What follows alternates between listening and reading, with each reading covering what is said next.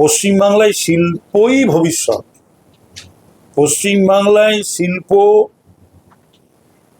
বিগত দিনের গরিমায় যদি ফিরে না আসে তাহলে পরে আমাদের নবপ্রজন্মের কি হবে, আমাদের ছেলে মেয়েদের কি হবে, আমাদের তরুণ তরুণীদের কি হবে, আমাদের যুবক যুবতীদের কি হবে।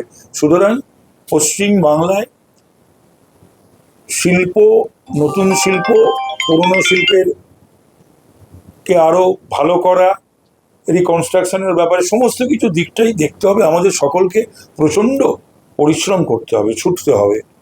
বিজিবিএস নামক যে জিনিসটা হতো রাজ্যে, সেই ধরনের লোক কোনো জিনিস দেখানো। কি আপনারা করবেন? সেটা হতেই পারে, গিয়ে হতে পারে, ডাকা হতে পারে, এটা তো হওয়া উচিত।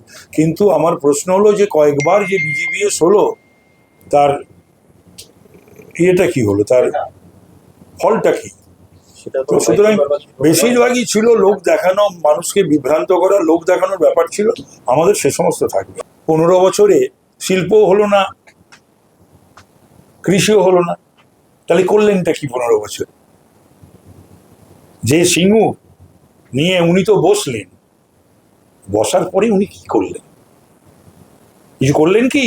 তো সুতরাং ওই সমস্ত কথাবার্তা বিগত দিনে যে সমস্ত হয়ে গেছে, সে সমস্ত এই বিজিবিসি নাকি বিজিবিএস, তারপরে স্পেনে গিয়ে এই অ্যাকর্ডিয়ান বাজানো, হারমোনিয়াম বাজানো, সামনে হাঁটা পেছনে হাঁটা, স্পেন থেকে পশ্চিমবাংলার একটি জেলার কিছু ঘোষণা করা, এইগুলো অন্তত আমাদের সরকার, ভারতীয় যে জনতা পার্টির সরকার, সেগুলো করবে না। ফলো করুন theworld.in।